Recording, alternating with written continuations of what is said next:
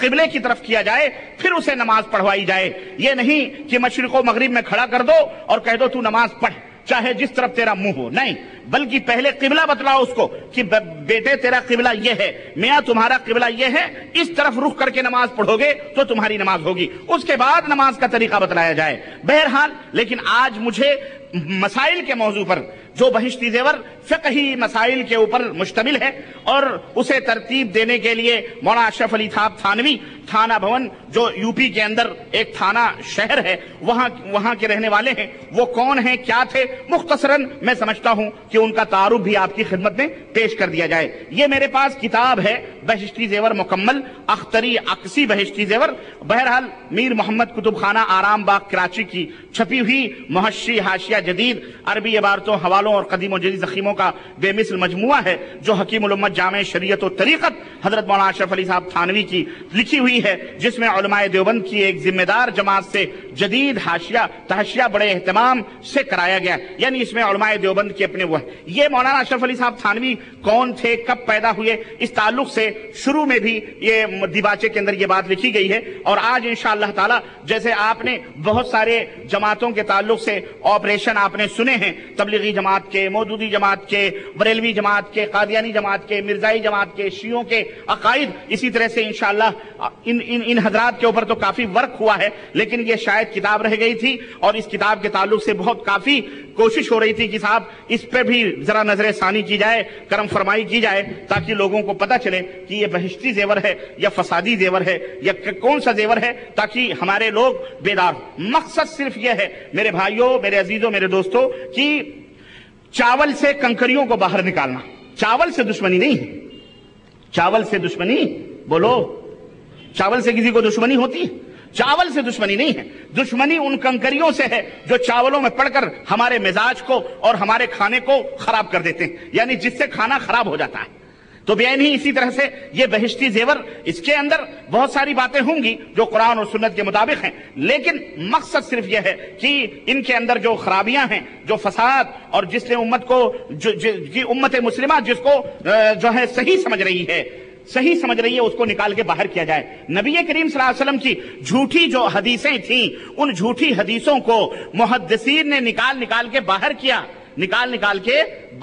کیوں کیا؟ تاکہ امت ان جھوٹی حدیثوں سے بچے، ان جھوٹی شریعتوں سے بچے اور خالص نبی کریم صلی اللہ علیہ وسلم کے طریقے پر امت محمدیہ گامزن رہے.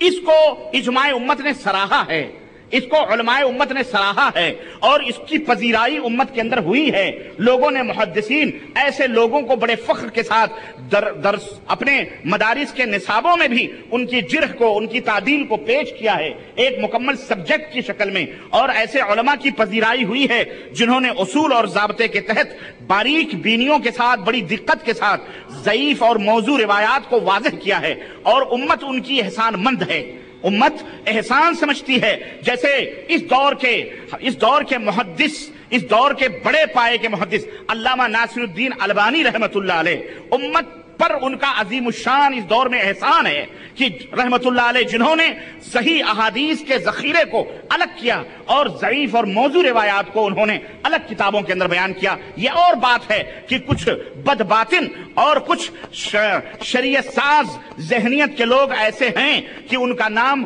ان کے پیٹ میں نہیں پچتا ہے اور ان سے وہ دشمنی کرتے ہیں. لیکن ایسے کیڑے مکوڑوں سے ناصر الدین البانی رحمت اللہ علیہ کی حیثیت کم نہیں ہوتی، ہر دور میں ایسے لوگ رہے ہیں. تو عرض کرنے کا مطلب یہ ہے کہ جب ہر دور میں محدثین نے یہ فریضے انجام دیے ہیں، جب نبی کی حدیثوں میں ملائی گئی باتوں کو الگ کیا گیا تو امتی کی باتوں کو چھانٹ کر صحیح کو صحیح اور غلط کو غلط کہنے میں کیا حرج ہے بھائی؟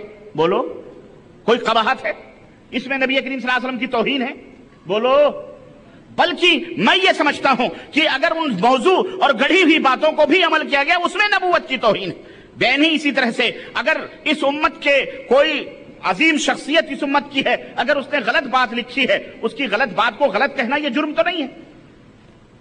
اس لیے ناک بھونا چڑھایا جائے، بڑی سنجیدگی کے ساتھ ان مسائل کو، ان چیزوں کو سنا جائے. بہرحال ابتداءً اشرف علی صاحب، مولوی اشرف علی صاحب تھانوی کے تعلق سے میں بتاؤں کہ اس میں لکھا ہوا ہے کہ، اور یہ بھی سید سلیمان احمد ندوی نے اس مقدمے کو لکھا ہے، لکھتے ہیں انہی کے نام سے یہ چھپا ہے. اللہ बेहतर जानता है कि उन्होंने लिखा ये किसने। अलमुहिम लिखते हैं कि हकीमुल उम्मत हजरत मौलाना मोहम्मद अशरफ अली थानवी कुद्दस सिर्रहू की विलादत 5 रबीउल सानी 1880 को सुबह सादिक के वक्त कस्बा थाना भवन जिला मुजफ्फरनगर में हुई। हाफिज गुलाम मुर्तबा साहब पानीपती ने जो एक मजजूब सिफत बुजुर्ग थे, जो एक मजजूब सिफत, मजजूब आप सोचेंगे मजजूब कौन से सिफत वाले बुजुर्ग होते हैं? हाँ, कुछ लोग होते हैं मजजूब सिफत के लोग होते हैं। मजजूब कहते हैं जज्ब यानी डूबा हुआ, यानी जिसको हम कह लें फना। अब वो कई किस्म के मजजूब होते हैं, कोई फना फिल्लाह होता है, कोई फना फिर रसूल होता है, कोई फानी किस्म के लोग, जिन पागल समझो, पागल समझ लो उनको, क्या समझ लो? पागल समझ लो। हाँ, चुनांचे अहले सुन्नत वल जमात का टाइटल लगाने वाले हमारे बर्रे सगीर हिंदुस्तान पाकिस्तान के इमाम आला हजरत फाजिल बरेलवी, जो हनफियों के बहुत बड़े आलिम हैं और शहर बरेली के अंदर पैदा हुए और जमात बरेलविया के फाउंडर हैं। और मैं कहता हूं फाउंडर नहीं बल्कि ये फिक्र तो बहुत पहले से थी। यूं कहें कि उस गूंगी बहरी बिदात और शिर्क को जुबान देने वाले अहमद रजा खान साहब ने मजजूब की तारीफ लिखी हुई है और उन्होंने मजजूब के वाकयात भी लिखे हुए हैं कि ऐसे ऐसे मजजूब होते हैं, ऐसे ऐसे मजजूब होते हैं। अलमुहिम मैं उस दलदल में नहीं जाना चाहता, और उस दलदल में जाना है तो मजजूबों के वाकयात पढ़ें आप, मजजूबों के वाकयात सुने, मेरी कैसेटों के अंदर मौजूद हैं। सूफी और ब्रह्मन, सूफी और शैतान, सूफियों का मजहब, उसके अंदर आप मजजूबों के हालात पढ़ेंगे। एक मजजूब थे मसर के अंदर, जब भी कोई धोबी या कोई घुड़सवार कोई गधे के ऊपर बैठ करके, अब बात आई है शर्म और हया की है, लेकिन अब मेरी माएं बहनें भी बैठी हुई हैं, आप भी बैठे, लेकिन अब क्या करें, जलीलों ने ऐसी ऐसी बातें लिखी हैं, तो अब खोल करके बयान ना करें तो फिर करें तो क्या करें। अब ये भी सुनाना भी मुश्किल और कहना भी मुश्किल हो, रुकना भी मुश्किल होता है।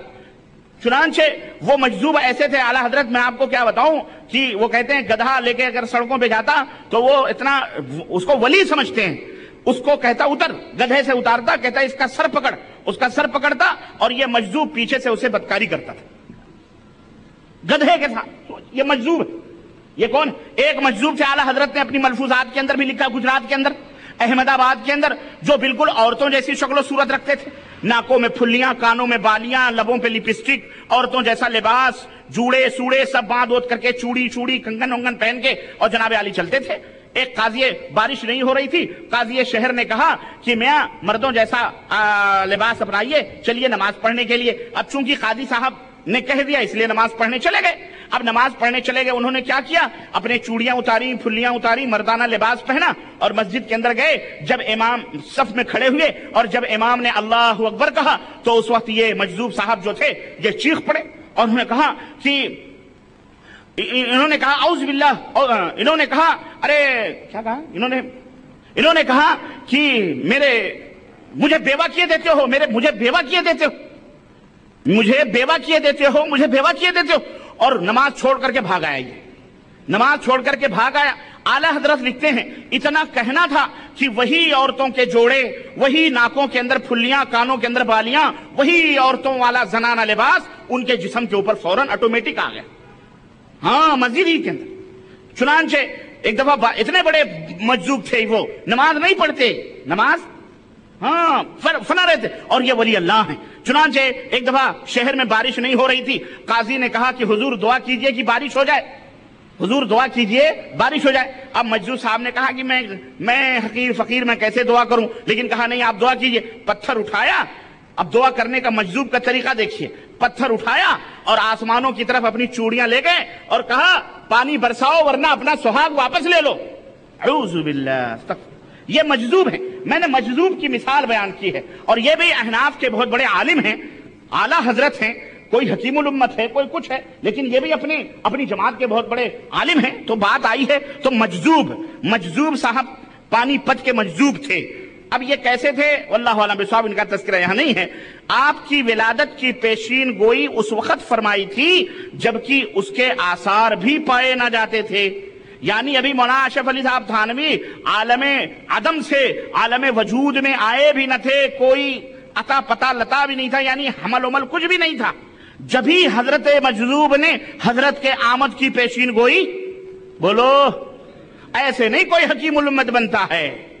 حکیم الامت بننے کے لیے شروع سے ہی مکمل فیلڈ ہموار کی جاتی ہے، تیار کی جاتی ہے، تاکہ تم یہ تمام سب سن کر کے باقاعدہ سجدہ ریز ہو جاؤ، نام سنتے ہی